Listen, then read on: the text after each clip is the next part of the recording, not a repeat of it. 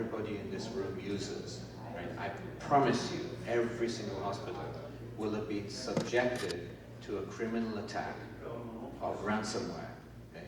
And attempted to breach information, your information and my information. And that is only going to increase every week as we look into the future.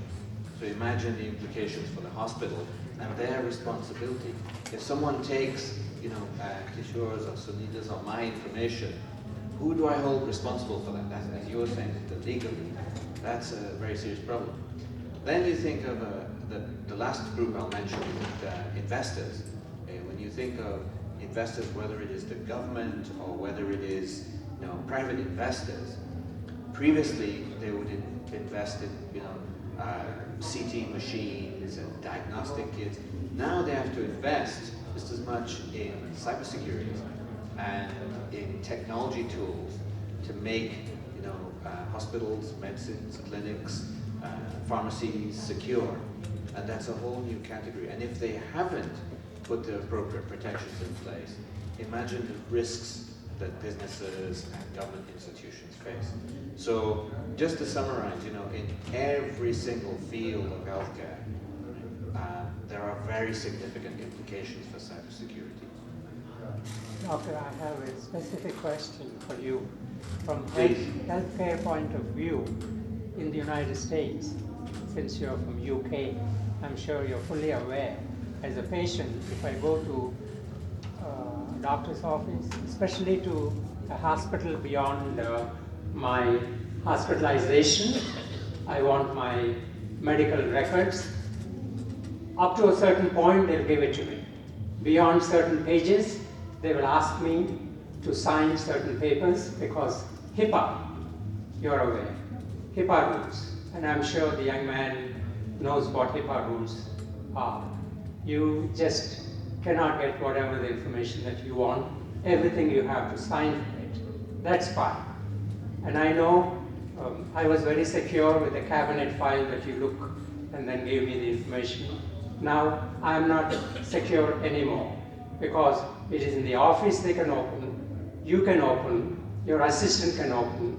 And today it is no more that particular hospital, as the lawyer will know, it has gone through a system of hospitals. They all share throughout the country. What one hospital has my information, all the people who participate, hundreds of people, institutions, they have the information. So I feel so insecure how my information is so well protected. What kind of layers are in there? Doctors will protect me, the system will protect me. But as an employee of the system, I could do what I want. And what kind of layers are installed in it by companies like this. And much more, you mentioned, Doctor, artificial intelligence, AR, whatever, AI, all these coming in, they require even much more. Because if he has a cyber security, as a criminal, I have an artificial intelligence that will override, can go into. And these are only queries, not that knowledge. How will you, your institution, you're coming from UK, I couldn't be asking, but any of the US doctors will give me peace of mind.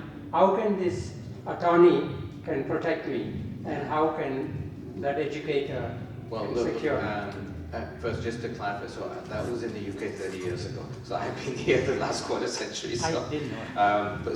So I think it's a universal question. I think you have a lot of good points, but let me make a suggestion that we go through different fields and let us come back to that, because I have a feeling that will affect healthcare in many other areas. I want to make sure that Kishore can give his industry perspective, and then maybe Vinny, you can come back to that at the right time. Very good perspectives. So what I hear is basically you feel that you're vulnerable to what can happen in the cyber world, right? Now look at our own panel here. We are talking about safe teens, right? Teen is a physical age metaphor, right? Somebody 13 or older.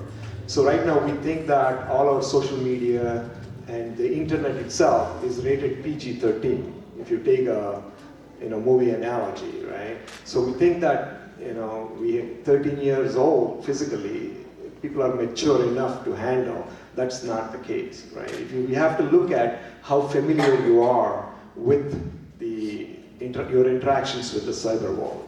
So my mom, who's 83, she's probably a cyber infant, right? She cannot protect herself from all the threats. They're very, as you spoke about, they have AI, or they have a lot of smarts, people who are trying to break in and cause damage, right? But in the cybersecurity world, that conflict is actually systematized. For every person who's protecting, there is another person who tries to break the system, evaluate how strong are the locks.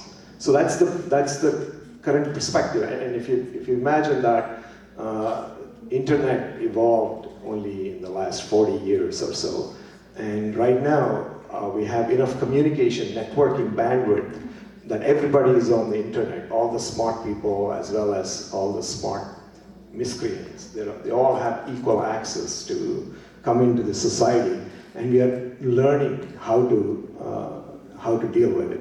One thing you have to realize is the cyber world, there are no neighborhoods. It's all open. And the neighborhoods are forming right now. If you think about where you will send a child to get some groceries or something, you want to first make sure where they are going is a safe area, right? We have to do that. We have to bring that kind of